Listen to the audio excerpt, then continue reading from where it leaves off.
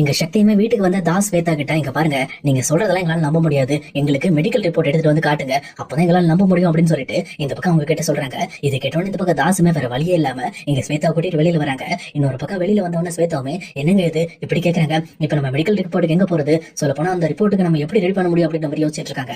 அப்ப தாசுமே எனக்கு என்னமோ இவங்க ரொம்ப உசாராயிட்டாங்கன்னு நினைக்கிறேன், இந்த மாதிரி பண விஷயத்துல ஏமாந்துடக்கூடாதுங்கிறதுக்காக தான் நம்மளை பத்தி எனக்கு எல்லா விஷயங்களும் செக் பண்றாங்க, இதுக்காக கொஞ்சம் நம்ம பணத்தை செலவழிச்சாதான் நம்ம கொஞ்சம் பணத்தை போய் எடுக்க முடியும் அப்படின்ற மாதிரி எங்க தாசுமே தயாராகிறாரு. சொல்ல போனா அவருக்கு தெரிஞ்ச ஒரு ஹாஸ்பிட்டலுக்கு போயிட்டு ஒரு போலி ரிப்போர்ட் ரெடி பண்றது அவரோட பிளானே. அதுக்கு தவிர அவர் அந்த வேலையில இருக்காரு. அதே நேரம் இன்னொரு பக்கம் எங்க பியூட்டி பார்லருக்கு போன பொண்ணியுமே முழு மனசோட வேலை செய்ய முடியாம ரொம்பவே கஷ்டப்பட்டு இருக்காங்க. அப்ப கரெக்டா சக்தியுமே கால் பண்ணி பொண்ணு கிட்ட தான் மனசுல இருக்க டவுட் எல்லாமே சொல்ல ஆரம்பிக்கிறாங்க. எனக்கு என்னமோ அவங்க ரெண்டு பேரும் ஏமாத்துற மாதிரி இருக்கு பொண்ணி, நீ சொன்ன மாதிரி அந்த மாதிரி எக்ஸசைஸ் பண்ற பொண்ணால கண்டிப்பா கர்ப்பமா இருக்க முடியாது, நீ அங்க வந்து கேட்ட கேள்வியிலே அவங்களோட முகம் மாறினதையும் நான் கவனிச்சு அப்படின்ற மாதிரி சொல்றாங்க. இது கேட்டோன்னு பொண்ணுமே சரி கவலைப்படாதீங்க, இந்த விஷயத்துல என்னால என்ன பண்ண முடியுமோ அதை கண்டிப்பா நான் வந்து தெளிவா யோசிச்சு பண்றேன் அப்படின்ற மாதிரி சொல்லிட்டு இந்த பக்கம் காலை கட் பண்றாங்க. அடுத்தபடியே இந்த பியூட்டி பார்லர் ஓனர்ட்ட போயிட்டு, மேடம் எனக்கு ஒரு சின்ன ஹெல்ப் பண்ண முடியுமா, இந்த மாதிரி நான் சொன்னல அந்த ஜிம்ல கூட ஸ்வேதான்னு சொல்லி ஒருத்தங்களை பார்த்தேன்னு சொல்லிட்டு அவங்க இந்த மாதிரி வந்து கர்ப்பமா இருக்காங்கன்னு சொல்லி எங்க வீட்டுல வந்து பணம் கேட்டுட்டு இருக்காங்க, அவங்க உண்மையுமே கர்ப்பமா தான் இருக்காங்கன்னு சொல்லி கன்ஃபார்ம் பண்ணணும்னு சொல்லிட்டு அந்த பியூட்டி பார்லர் ஓனர் மூலமா அவங்களோட ஃப்ரெண்ட் ஜிம் ஓனருக்கு கால் பண்றாங்க. கால் பண்ணி கேட்டப்பதான் தெரிய வருது, இந்த மாதிரி எங்களோட ஜிம்ல எந்த ஒரு பிரெக்னன்ட் லேடியும் ஒர்க் பண்ணலாமா, அது மட்டும் இல்லாம அந்த மாதிரி கண்டிஷன்ல இருக்கவங்கள நானே ஜிம்ல சேர்க்க மாட்டேன் அப்படின்ற மாதிரி இந்த பக்கம் வந்து அந்த ஜிம் ஓனருமே சொல்றாங்க. இது கேட்டோன்னு இந்த பக்கம் பொண்ணுமே ரொம்பவே டவுட் ஆகுறாங்க. சரி ஓகே இருக்கட்டும் அப்படின்னு சொல்லிட்டு ரொம்பவே யோசிச்சுட்டு இருக்க பொண்ணுமே அந்த பியூட்டி பார்லர் ஓனர் கிட்ட, மேடம் எனக்கு இன்னொரு சின்ன ஹெல்ப் பண்ண முடியுமா, எப்படியாவது அந்த பொண்ணு எக்ஸசைஸ் பண்ற வீடியோ மட்டும் எனக்கு தேவைப்படுது, எப்படியாவது உங்க ஃப்ரெண்டு கிட்ட கேட்டு அந்த ஃபுட்டேஜ் மட்டும் கொஞ்சம் எனக்கு வாங்கி கொடுங்க அப்படின்ற மாதிரி கேட்கறாங்க. அது கேட்ட மாதிரியே இந்த பக்கம் பியூட்டி பார்லர் ஓனரும் அவங்க ஃப்ரெண்டு கிட்ட பேசுறாங்க. அவங்களும் ஒன்றும் பிரச்சனை இல்லை, நான் சிசிடிவி ஃபுட்டேஜ்ல இருக்க வீடியோ எடுத்துட்டு நான் உனக்கு வாட்ஸ்அப்ல சென்ட் பண்றேன் அப்படின்ற மாதிரி அவங்களுமே இவங்க கேட்டதுனால எங்க பொண்ணுக்காக அந்த ஆதாரத்தையும் சென்ட் பண்றாங்க. அதே நேரத்துல இன்னொரு பக்கம் எங்க வீட்டுல இருக்க எல்லாருமே ரொம்பவே வெயிட் பண்ணிக்கிட்டு இருக்காங்க, அந்த ஆதாரம் வருமா வராதான்னு சொல்லிட்டு. அப்ப யாருமே எதிர்பார்க்காத மாதிரி இங்க தாசும் ஸ்வேதாவும் டைரக்டா அந்த ஆதாரத்தை எடுத்துட்டு வந்து இந்த பக்கம் சக்தியிட்ட கொடுக்குறாங்க. அந்த ஆதாரத்தை வாங்கின சக்தியுமே அதுல இருக்க டீடைல் எல்லாம் செக் பண்ண ஆரம்பிக்கிறாங்க. உடனே சண்முகத்தை வெளியில கூட்டிட்டு போயிட்டு, இங்க பாருண்ணா நீ எப்படியாவது இந்த ஹாஸ்பிட்டல்ல போயிட்டு இந்த சர்டிபிகேட் வந்து ஒரிஜினலா, அதாவது இந்த ப்ரூஃப் வந்து உண்மையானது ஒரு பிரெக்னன்ட் லேடியோட அப்படிங்கறத மட்டும் கேட்டுட்டு வா அப்படின்ற மாதிரி அனுப்பி வைக்கிறாங்க. அதே நேரத்துல இதை கேட்ட சண்முகமும் டைரக்டா அந்த ஹாஸ்பிட்டலுக்கு போயிட்டு அவருமே ஒரு பக்கம் விசாரிச்சுட்டு இருக்காரு. ஆனா இன்னொரு சைடு தாசுமே இவங்க செக் பண்ண போயிட்டாங்களா, எப்படினாலும் உண்மை தான் வரப்போகுது, ஏன்னா அந்த சர்டிபிகேட் வாங்குறதுக்கு ₹1,00,000 செலவு பண்ணிருக்க அப்படின்ற மாதிரி இங்க தாசுமே தான் மனசுக்குள்ள யோசிச்சுட்டு, என்னங்க இது இந்த மாதிரி நாங்க நியாயம் கேட்டு வந்தா எங்க மேல நீங்க சந்தேகப்படுறீங்களா அப்படின்ற மாதிரி எப்போ போல ஆக்டிங் போட ஆரம்பிக்கிறாங்க.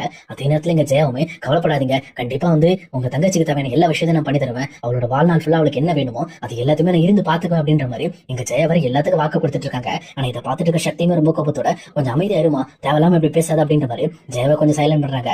அதே நேரத்துல இங்க ஹாஸ்பிட்டலுக்கு வந்து சண்முகமும் அந்த ரிப்போர்ட் எல்லாம் காட்டு கேட்கிறப்போ அங்க இருக்க எல்லாருமே அந்த ரிப்போர்ட்டை பார்த்துட்டு இது ஒரிஜினல் ரிப்போர்ட் தாங்க அப்படின்னு சொல்லி சொல்றாங்க. ஆனா சண்முகமும், இல்ல என்னால கொஞ்சம் நம்ப முடியாது, ப்ளீஸ் இது கொஞ்சம் டாக்டர்கிட்ட கன்ஃபார்ம் பண்ணுங்க, டாக்டர் வந்து இது ஓகே இது ஒரிஜினல் ரிப்போர்ட்னு சொல்லிட்டு அதுக்கப்புறம் நான் வாங்கிக்கிறேன் அப்படின்ற மாதிரி எங்க டாக்டர்கிட்ட கொடுக்குறாங்க. ஆனா அதே நேரத்துல அதை வாங்கி பார்த்த டாக்டருமே இது ஒரிஜினல் ரிப்போர்ட் தாமா அப்படின்னு சொல்லிட்டு இந்த பக்கம் மறுபடியுமே அந்த பியூன் கையில கொடுத்து விட்டுறாங்க. இதை பார்த்துட்டு இந்த பக்கம் வந்து சண்முகமும் ரொம்பவே வந்து அப்செட் ஆயிடுறாரு. அப்ப உண்மையாலுமே அந்த பொண்ணு கர்ப்பமா இருக்கு, அதுக்கான ஆதாரம் இதுதான் அப்படின்னு சொல்லிட்டு அவங்களுமே யோசிச்சுட்டு இருக்காங்க. அப்ப கரெக்டா அங்க உட்காந்து இருக்க ரிசப்ஷனிஸ்ட்டுமே, சார் உங்ககிட்ட கொஞ்சம் தனியா பேசணும் அப்படின்னு சொல்லி இந்த பக்கம் சண்முகத்தை கூப்பிடுறாங்க. இங்க சண்முகத்துக்கு ஒண்ணுமே புரியல, என்ன எதுன்னு தெரியலன்னு சொல்லிட்டு சரி அவங்க கிட்ட போறாங்க. அவங்களுமே சண்முகத்திட்ட இன்னொரு டாக்குமெண்ட் கொடுத்து ஏதோ பேசிக்கிட்டு இருக்காங்க. இதெல்லாம் ஒரு பக்கம் நடந்துட்டு இருக்க எங்க சக்தியோட வீட்லயுமே ரொம்பவே பரபரப்பா இருக்கு. ரொம்ப நேரம் கழிச்சு எங்க சண்முகமும் வீட்டுக்கு வராரு. வந்தது மட்டும் இல்லாம அந்த ரிப்போர்ட்டையும் காட்டிட்டு இது வந்து ஒரிஜினல் ரிப்போர்ட் தான், உண்மையுமே அந்த பொண்ணு கர்ப்பமா தான் இருக்கு அப்படிங்கிற விஷயத்த சொல்றாங்க. இது கேட்டான தாசும் ஸ்வேதாக்கும், அப்பா ₹1,00,000 செலவு பண்ணது எந்த விதத்திலும் வேஸ்ட் ஆகல, நமக்கு வந்து யூஸ் ஆயிடுச்சு அப்படின்ற மாதிரி ரொம்பவே சந்தோஷப்படுறாங்க. இங்க எப்போ போல ஸ்வேதா தன்னோட நாடகத்தை ஸ்டார்ட் பண்ற மாதிரி பயங்கரமா அழ ஆரம்பிக்கிறாங்க. இதெல்லாம் ஒரு பக்கம் இருக்க இந்த பக்கம் பொண்ணியுமே கரெக்டா அந்த டைமிங்க்கு வீட்டுக்கு வந்துடுறாங்க. வந்தது மட்டும் இல்லாம அவங்க கையில இந்த பக்கம் ஸ்வேதாவோட ஆதாரத்தையும் வச்சுக்கிறாங்க. இந்த நேரம் சக்தியுமே, இங்க பாருங்க நீங்க சொன்ன மாதிரி இந்த ரிப்போர்ட் ஒரிஜினல் தான், இப்போ உங்களுக்கு என்ன வேணும் சொல்லுங்க அப்படின்ற மாதிரி கேட்கறாங்க. ஆனா இங்க தாசுமே, இங்க பாருங்க என் தங்கச்சி கடைசியில வாழ்நாள் ஃபுல்லா வாழ்றதுக்கு அவளுக்கு தேவையானதெல்லாம் நாங்க கேட்டுட்டே இருப்போம், நீங்க கொடுத்துட்டே இருக்கணும், அப்படி இல்ல அப்படின்னா நாங்க போலிச்சு போயிருவோம் அப்படின்ற மாதிரி இந்த பக்கம் சொல்லிக்கிட்டு இருக்காங்க. இதெல்லாம் கேட்டுட்டு இங்க சண்முகம் லைட்டா சிரிக்க ஆரம்பிக்கிறாரு. என்ன இது இவங்க சிரிக்கிறாங்க, எங்களோட கஷ்டம் உங்களுக்கு சிரிப்பா தெரியுதா அப்படின்ற மாதிரி எங்க தாசுமே வந்து கொஸ்டின் பண்றாரு. ஆனா இதை பார்த்துட்டு இருக்க சண்முகமும் ஸ்வேதாவோட முகத்தையும் தாசோட முகத்தையும் மாறி மாறி பாத்துக்கிட்டே இருக்காங்க. அப்ப இந்த பக்கம் ஜெயாவுமே, கவலையே படாதீங்க, உங்களுக்கு என்ன தேவையோ அதெல்லாம் நான் செய்யறேன் அப்படின்ற மாதிரி சொல்றாங்க. ஆனா இன்னொரு பக்கம் பொண்ணுமே கொஸ்டின் எழுப்ப ஆரம்பிக்கிறாங்க. ஸ்வேதா நீங்க கொடுக்குற ரிப்போர்ட் எல்லாம் ஓகே தான், அந்த ரிப்போர்ட் எல்லாம் பாக்குற மாதிரி தான் இருக்கு, பட் ஆனா நீங்க ஜிம்ல எக்ஸசைஸ் எல்லாம் பண்ணுவீங்களா, ஏன்னா உங்களுக்கு மசில் எல்லாம் ரொம்பவே வந்து ஃபேட்டியா இருக்கு அப்படின்னு சொல்லி சொல்றாங்க. அந்த பக்கம் ஸ்வேதாவுமே ஆக்டிங் கொடுக்குற மாதிரி இல்ல, நான் ஜிம்முக்கு எல்லாம் போனதே கிடையாது, நான் ஜிம்முக்கு எல்லாம் போறதே இல்ல, நான் ஜிம்முக்கு போற அளவுக்கு வசதி இருந்தா நான் ஏன் எங்க அண்ணனை கூட்டிட்டு இங்க வரேன் அப்படின்ற மாதிரி இங்க பயங்கரமா ஆக்டிங் போட ஆரம்பிக்கிறாங்க.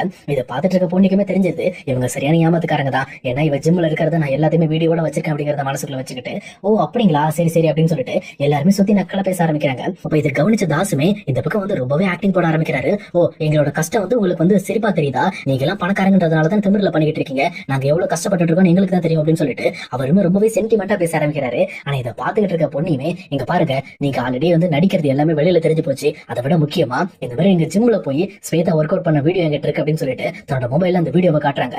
இதை பார்த்த உடனே இந்த பக்கம் தாசுக்கும் ஸ்வேதாக்கும் என்ன பண்றதே தெரியல. அதே நேரம் இதை பார்த்துட்டு இருக்க சந்திரசேகர் ஜெயாக்குமே பயங்கரமான ஆச்சரியம். என்ன இது, இந்த பொண்ணு தான் இது, இந்த பொண்ணு இவ்வளவு வெயிட் தூக்கிட்டு இருக்கு, ஆனா கர்ப்பமா இருக்கு, நம்மகிட்ட வந்து சொல்லிட்டு இருக்கு அப்படின்னு சொல்லிட்டு எல்லாருமே டவுட்டோட யோசிக்கிறாங்க. அப்ப ஸ்வேதாவுமே, அது நான் இல்ல, அது வேற யாரா இருக்கும், நீங்க வேணுக்குனே வந்து இதை ஏமாத்தி எங்களை வெளியில அனுப்புறதுக்காக ட்ரை பண்றீங்க, நாங்க போலீஸ்டே போறோம் அப்படின்ற மாதிரி இந்த பக்கம் வந்து ஸ்வேதா சொல்றாங்க.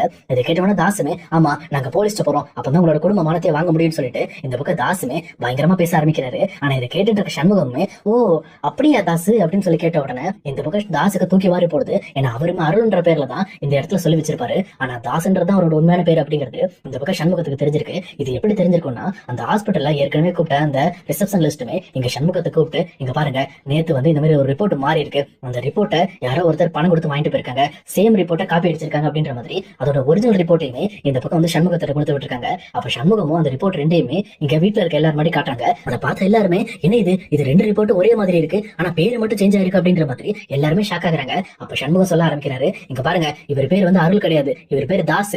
தாஸ் என்ன பண்ணிருக்காருன்னா, கொஞ்சம் பணத்தை கொடுத்து சேம் ரிப்போர்ட்ல இருந்து பேரை மட்டும் மாத்திருக்காரு. ஆனா என்ன, இதுக்காக நம்மளோட பணம், நம்ம பணம் தான், 1,00,000 ரூபாய் செலவு பண்ணிருக்காரு அப்படின்னு சொல்லிட்டு ரொம்ப நக்கல் பண்ண ஆரம்பிக்கிறாங்க. இது பார்த்தோன்னே இந்த பக்கம் தாசுக்கு புரிஞ்சிருது. அப்ப நம்மளை பத்தியான விஷயங்கள்லாம் தெரிஞ்சிருச்சு, இதுக்கு மேல இவங்க என்ன பண்றதுன்னு சொல்லி யோசிச்சுட்டு இருக்கும்போது உடனே இந்த பக்கம் அவரோட மைண்ட்ல ஒரு ஐடியா வருது. ஆமாங்க, நாங்க ஏமாத்துறவங்க தான், பணத்தை போடுங்கிறவங்க தான், ஆனா உங்களை நான் சும்மா விட மாட்டேன், நான் கேட்ட பணத்தை கொடுக்கல அப்படின்னா கண்டிப்பா உங்க மாப்பிள்ள இதை விட பெரிய தப்பெல்லாம் பண்ணிருக்காரு, அந்த தப்புக்காகவே ஒரு ஜெயில பிடிச்சு போடுவேன் அப்படின்னு சொல்லிட்டு இங்க மறுபடியும் எல்லாரையும் மிரட்ட ஆரம்பிக்கிறாங்க. இதை பார்த்த உடனே சக்தியுமே, ஓ அப்படிங்களா, சரி சரிங்க நான் பயந்துட்டேன் அப்படின்ற மாதிரி கையெடுத்து கும்பிட்டுட்டு அவருமே கூனி குறுக்கி ஆக்டிங் கொடுக்க ஆரம்பிக்கிறாரு. ஆனா இதை பார்த்துட்டு இருக்கிற பவானிக்கு ரொம்பவே டென்ஷன் ஆயிடுது. அவங்களுமே தாஸ் பக்கத்துல வந்து தாசோட கணத்துல பலாரம் ஒரு அற விட்டது மட்டும் இல்லாம, நீ என்னடா கூப்பிடுறது போலீஸ, நான் கூப்பிடுறேன்டா, என் குழந்தைய கடத்தினது நீதானடா தாஸ் அப்படின்னு சொல்லிட்டு இந்த பக்கம் அவங்களும் டேரக்டா போலீஸ்க்கு போனை போட்டு வர வைக்கிறாங்க. அதே நேரத்தில் இங்க தாச ஸ்வேதாவும் இங்க இருந்து எஸ் ஆயிடலாம் அப்படின்னு சொல்லிட்டு அவங்களும் தெரிச்சு ஓட ட்ரை பண்றாங்க. ஆனா இங்க சண்முகமும் சக்தியும் சேர்ந்துக்கிட்டு இங்க இருந்து வெளியில போனீங்க, இதை விட நிலைமை மோசமாயிடும், அதாவது நீங்க போலீஸ் மாட்டுறதா நல்ல விஷயம், ஆனா எங்க கிட்ட தனியா மாட்டீங்கன்னா அப்புறம் நான் உங்களுக்கு என்ன பண்ணுவேன்னு தெரியாது அப்படின்னு சொல்லி அவங்களுமே மிரட்ட ஆரம்பிக்கிறாங்க. இங்க ஸ்வேதாவும் ஐயோ போச்சே மாட்டிக்கிட்டோம் அப்படின்னு சொல்லிட்டு ரெண்டு பேரும் வந்து வெளியே பிதிங்க போய் நின்றுட்டு இருக்காங்க.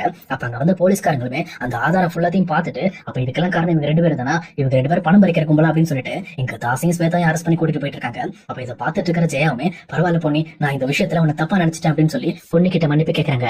ஆனா இதை பார்த்துட்டு இருக்கிற சக்தியுமே, இங்க பாருங்கம்மா, நீங்க அடிக்கடி தப்பு பண்றீங்க, ஆனா நீங்க பொண்ணு கிட்ட மன்னிப்பு கேட்டுட்டே இருக்கீங்க, எல்லா நேரமும் உங்களுக்கு மன்னிப்பு கொடுக்க முடியாது, இந்த டைம் நீங்க பொண்ணு கிட்ட பண்ணது ரொம்ப பெரிய தப்பு, இதுக்காக நீங்க தண்டனை அனுபவிச்சுதான் ஆகணும். சொல்லப்போனா நாங்க சொல்ற எந்த விஷயத்தையும் நம்பாம நீங்க சுந்தரா இங்க பவானி அக்கா கூட சேர்த்து வைக்கிறதுக்காக போராடிட்டு இருக்கீங்களே, அந்த சுந்தர் ஒண்ணு அந்த அளவுக்கு யோகியம் கிடையாது. அது மட்டும் இல்லாம பவானி அக்கா வாழ்க்கையில என்ன முடிவு எடுக்கணுங்கிறத நீங்க முடிவு எடுக்க கூடாது, அது அவங்களே எடுப்பாங்க அப்படின்னு சொல்லி சக்தியுமே ரொம்பவே பயங்கரமா பேச ஆரம்பிக்கிறாரு. இதை பார்த்துட்டு இருக்க ஜெயாவுமே சக்தி கேட்ட கேள்வியில இந்த பக்கம் அவங்களும் தலையை குனிச்சு நின்றுட்டு இருக்காங்க.